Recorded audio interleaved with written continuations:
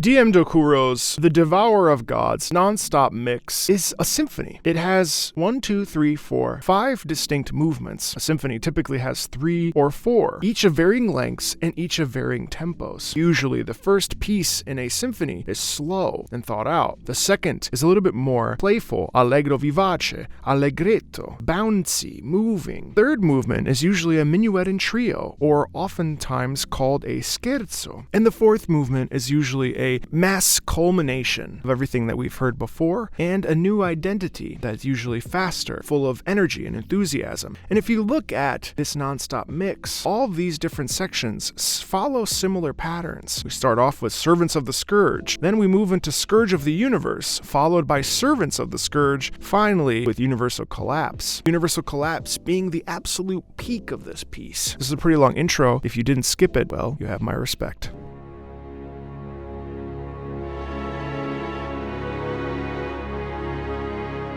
Gotcha, we're stopping a lot in this video. Da, da, da, pom. What is this? It's setting the scene. What we're doing here is we're taking a minute to establish ourselves firmly in this fight against these servants, against the universal collapse, against the Scourge of the Universe. This there is a sadness in the air. There is a sadness, there is decay, there is destruction. Come face to face with our enemies.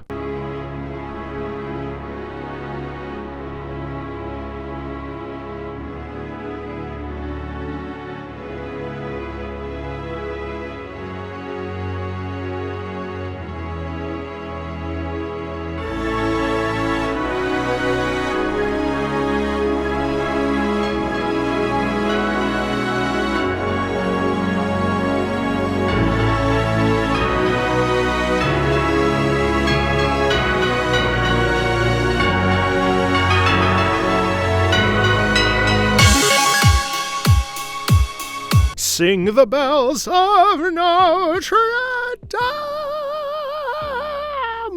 It's actually Sing the Bells of the Devourer of Gods. You see how the bells lead us into this. The bells, the calamity bells, are the thing. There's almost a holy aspect to this intro as we launch into this first section here. It is, again, filling us with this sense of sadness and dread and destruction and decay. We look around and we think, wow, this world has become completely dilapidated and destroyed. We cannot stop until we have brought the world back. And so those bells remind us, I forget what the main motive is of the calamity bells, but those bells are throughout this entire soundtrack as we launch into this fight.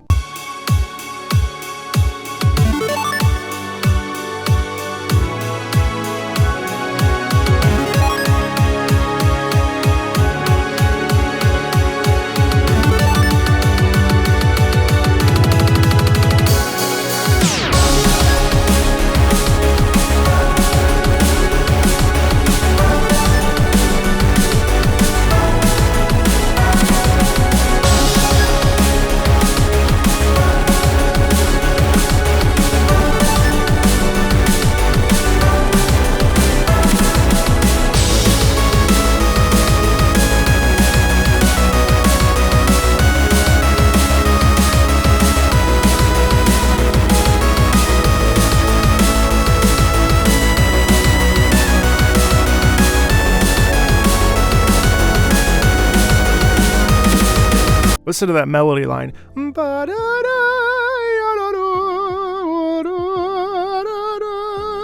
That melody line is full of plaintive, desire for resolution of this conflict. Let's go back. We can go back. Let's rewind time.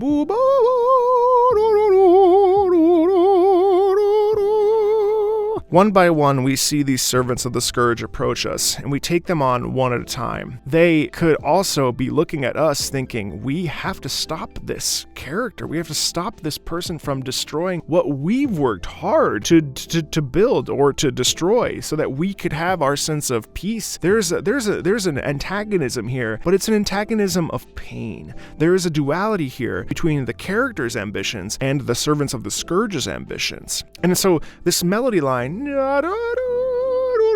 also is dire straits, and we understand that in every piece of music, especially in battle sequences, there always has to be dire straits. The stakes are always very high. It's not just casually brushing our teeth in the morning thinking, I wonder what I'll do today. No, this is brushing your teeth while your house is on fire. And that's the feeling we get here. It's like, okay, well, I guess this is this stops here. This stops now.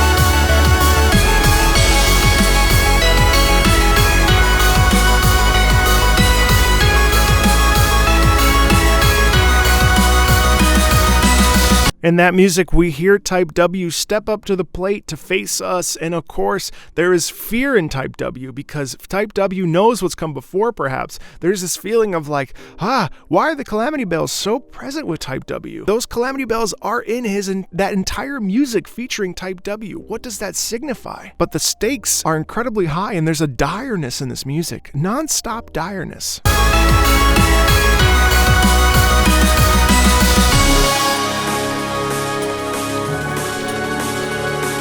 It's the same thing as what we heard when we first started, whoa, but faster.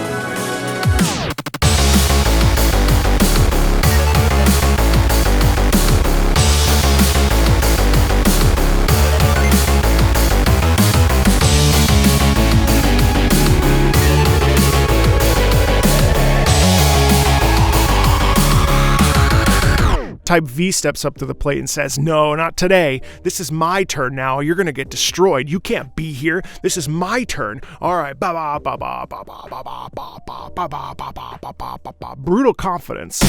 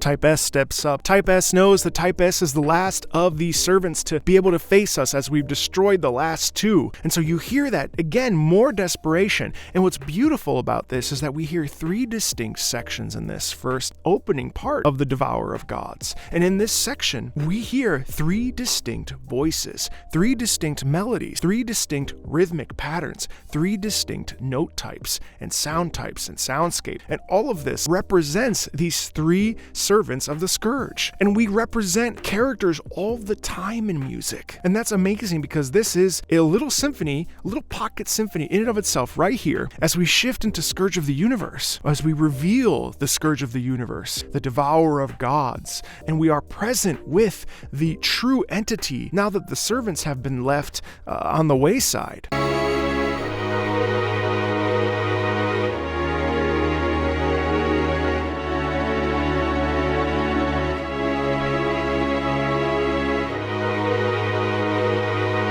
To me, in some ways, this music sounds like building oneself up. Okay, da da da da da. Can I do this? Can I really do this? I don't know. We have to look at the psychology, right? Because we're not just fighting beings. We're not just fighting mindless NPC enemies. These, the scourge of the universe, the destroyer of an entire universe. What? That is not just some NPC. That is a huge deal. And so we have to look at this music as preparatory music. If this music is based off of the internal psychological lives of these characters that we're fighting against, then this is all prep music to face this brutal enemy.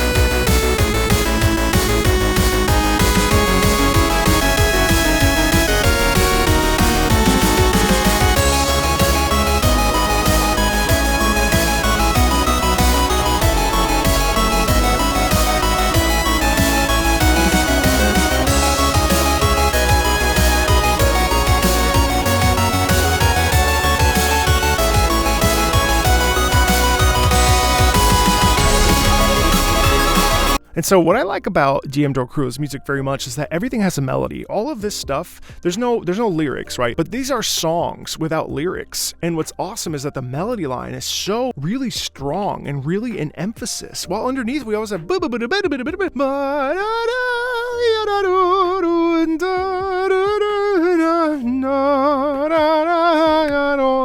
you could add lyrics and this would be a song that someone could sing. And again, now we're moving into this desperate phase for the Scourge of the Universe where it's like, where it's like, fine, take this, I can't, here, you know, like, I will stop at nothing, take, you know, and it's exciting music, it's fun to listen to.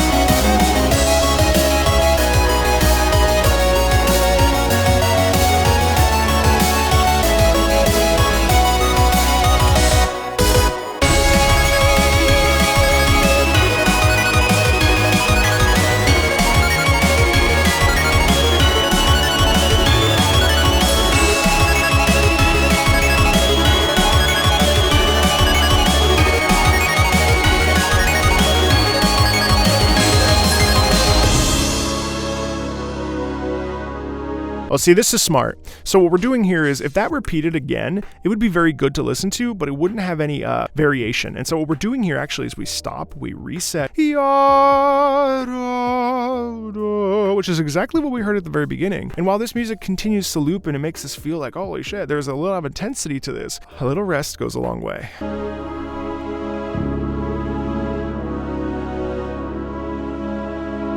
Let me gather myself.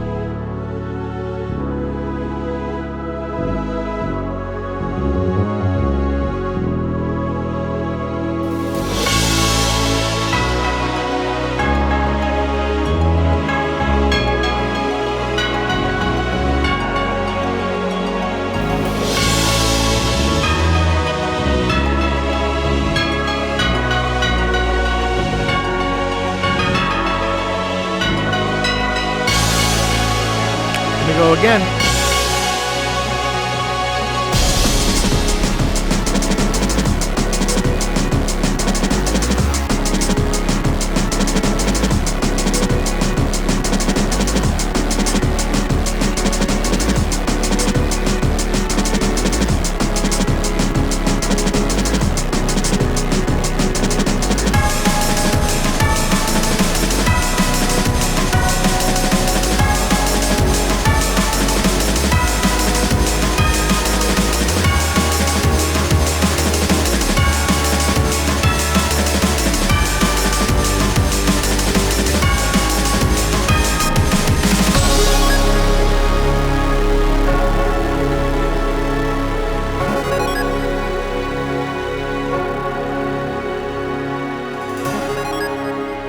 And so here there's a bit of a resetting. So we have this incredible EDM fast pulsing boom. That's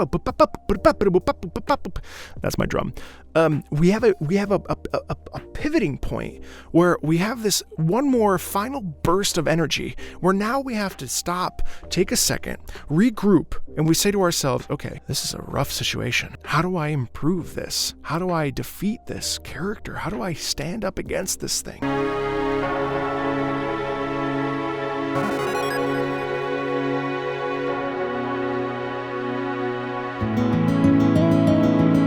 Oh.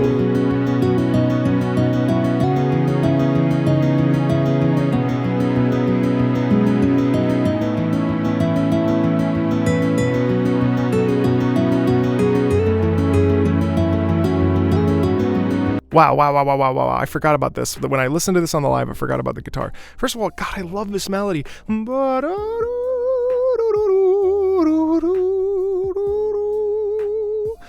Why do we choose the guitar here? You answer in the comments. To me, personally, we use the guitar because the guitar is this pure instrument. We've had all this electronic music, the church bells, and this like orchestral thing with like EDM and trap elements and beats and rhythms, sharp rhythms and hurling fireballs and whatever. And now all of a sudden, we have the Servants of the Scourge again. And there's a recap of those Servants of the Scourge melodies. But those melodies now are like internal, like, what are we gonna do? There's a real introspection, a real quietness as we debate, okay, what do we do? How do I serve my master? You know, there's a real intimacy when we hear this guitar.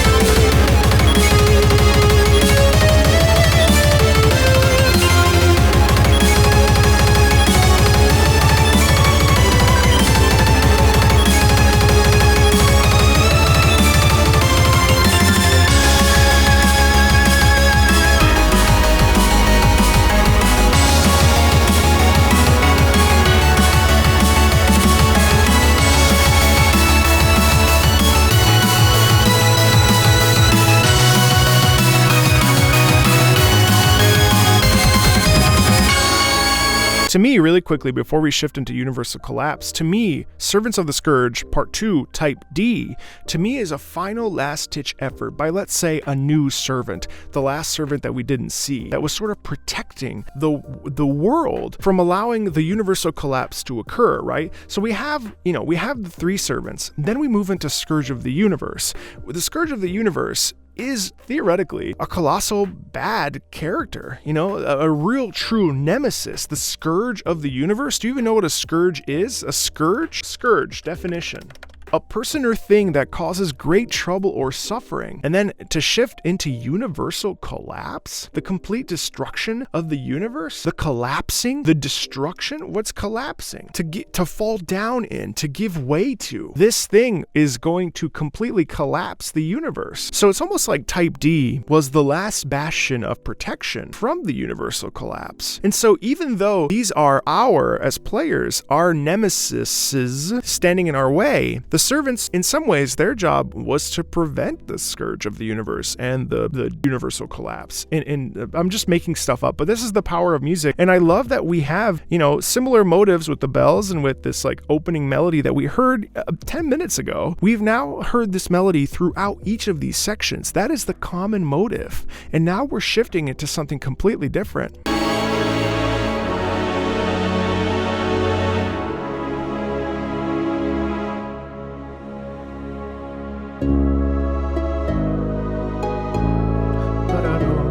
that melody too, that comes back, but now it's in the harp. And again, the harp is a celestial instrument. It is meant in orchestra music, it is meant to signify godliness, piety, peace, celestial resolve, calm.